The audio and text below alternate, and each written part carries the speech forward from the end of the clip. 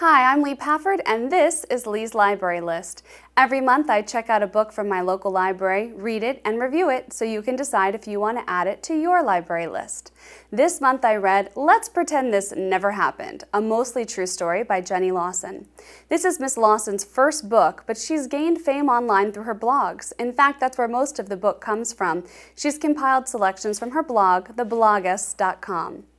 Lawson regales us with tales of her Western Texas upbringing, her ineptitude in making friends, and the joys of being a wife and mother. Lawson grew up in rural Western Texas with a taxidermist father, stay-at-home mother, and older sister. They didn't have a lot of money, but Lawson wasn't very aware of that until she was older and told her coworkers about her bread bag shoes. Oh, I'm sorry. Bread bag shoes. I'll explain. It doesn't snow often in Texas, but when it did, Lawson's mother would take a plastic bag from a loaf of bread and cover the girls' shoes with them so their feet stayed dry. Yes, that might be a little odd, but Lawson's dead animal finger puppets take the cake.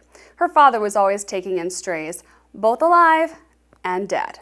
Lawson takes us on a journey through her childhood youth that includes inseminating a cow during high school agriculture class, trying to fit in with the masses by not fitting in at all, and bringing home a boyfriend who endured a baby bobcat mauling him. Well, pawing him. How much damage can a baby bobcat do? These dark comedic essays give us insight into a socially awkward woman who is ridden with anxiety. One of the running themes in the book was a zombie apocalypse. When she and her husband buy a house in the country, Lawson finds out that there's an old cemetery near the property. Lawson makes it her business to find those gravestones, so she knows what to expect when the deceased turn into zombies and come to her house to eat her family. Thankfully, when the gravestones are located, Lawson decides that they are not a threat because they're really old. Seems logical. It's hard to narrow down the standouts in this book because there are so many. The stories about her beloved pug, a wine weekend with a group of fellow bloggers, her home being invaded by scorpions.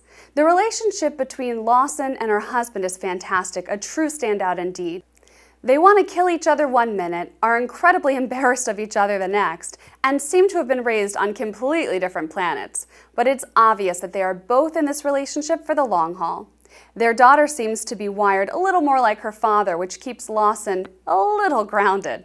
When summarizing the book, I think the author said it best when she said, "I can finally see all the terrible parts of my life, the embarrassing parts, the incidents I wanted to pretend never happened, and the things that make me weird and different were actually the most important parts of my life. They were the parts that made me, me."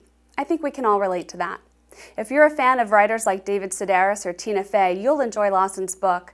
It's an especially good read when you're with your family this holiday. If you think your family's crazy, you'll be in good company with Let's Pretend This Never Happened. To find out what I'm reading next month, visit my Facebook page and find out. I'm Leigh Pafford, and that's what's on my library list. Back to you at the news desk.